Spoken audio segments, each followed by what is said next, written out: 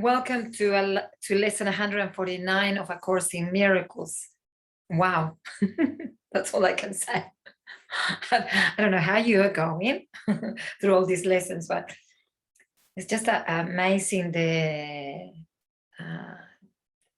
whenever I'm going through something during the day, or I'm going currently to something, and then I look at the lesson and I go, oh my God, I just can't believe it that I'm putting this lesson into practice. And this is what is all this about. You know, this is not about preaching. You know, we need to go beyond that. You know, we've been preaching for such a long time as all humanity. That it's time now to put things into practice for real. And when we talk about love, when we talk about forgiveness, when we talk about peace, how real is that in our lives? And this is the truth. This is what the course is talking about at the moment, and you know, through eternity, really. How true is it in your life, the things that you talk about?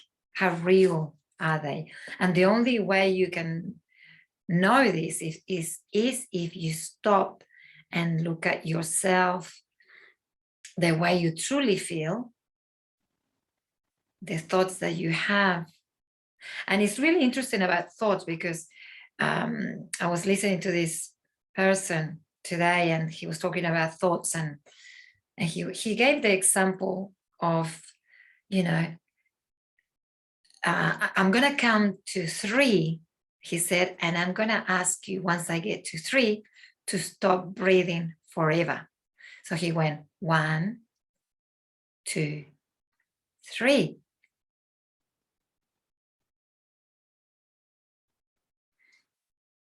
And see if you can stop breathing forever. And that's impossible, isn't it?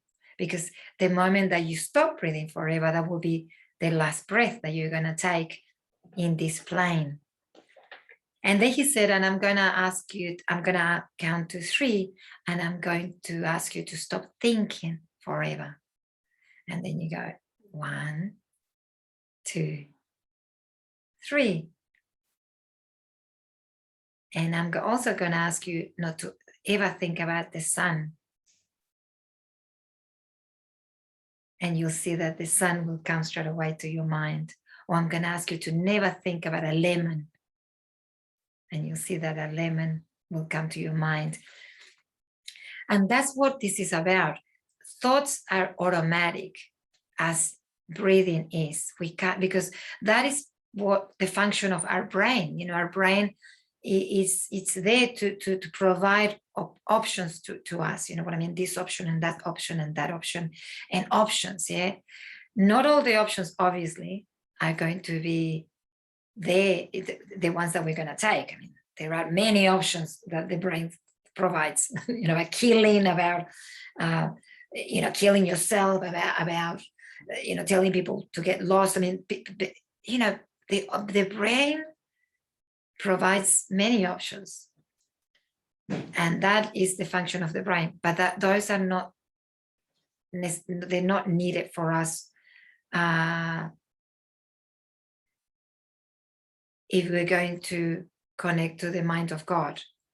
So the brain, as the ego, as a part of the mind that is the ego, is constantly talking to us. And I find that especially at the moment, you know, with all the movement that we're going through, and that we need to evolve, and we need to learn how to connect to our power, the brain, as the mind of the ego, is just constantly sending thoughts. And it's for us to recognize what's true, really. And is my peace true? It's my silence within true? It's my love within true? Then what is all the other information that I'm getting? And is that the brain trying to send me informations and options, and in so many different ways? So this is not about killing the ego, because the ego, it's always going to be talking to us, but it's for us to gain our power in this discussion with the ego, this constant discussion with the ego, or constant chatter of the ego, you know, because if you stop for a minute and listen to the thoughts that come to your mind constantly, you'll see that most of them are really terrible.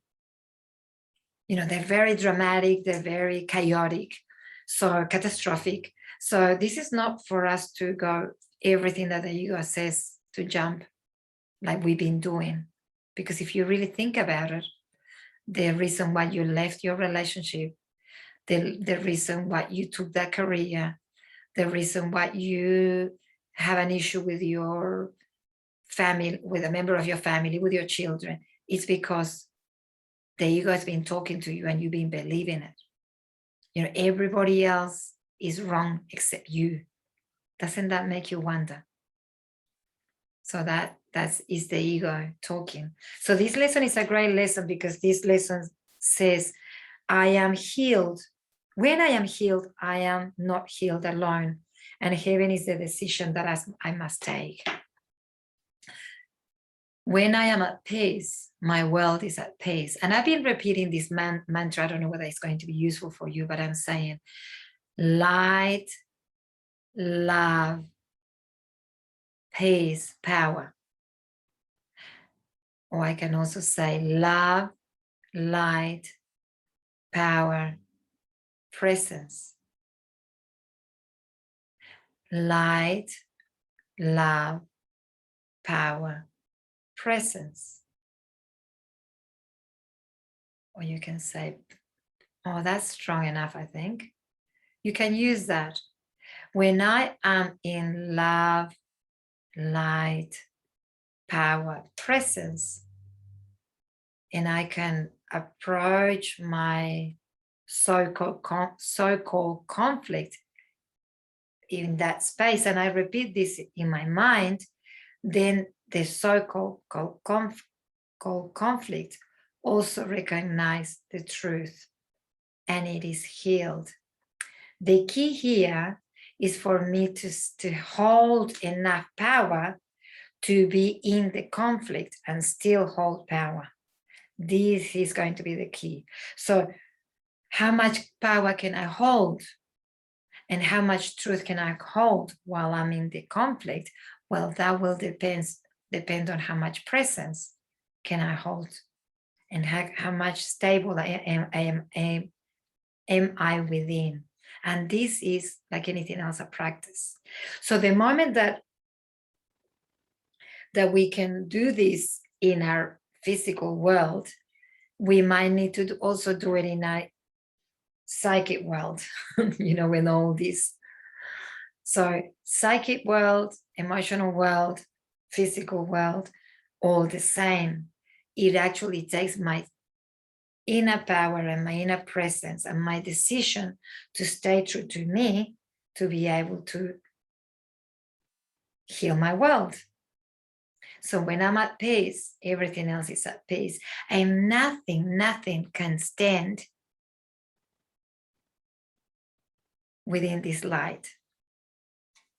So the choice is yours, light or darkness, peace or conflict, love or fear.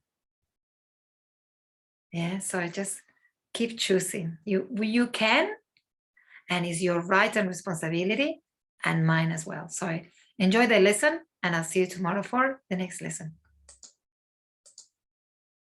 150, end of the review.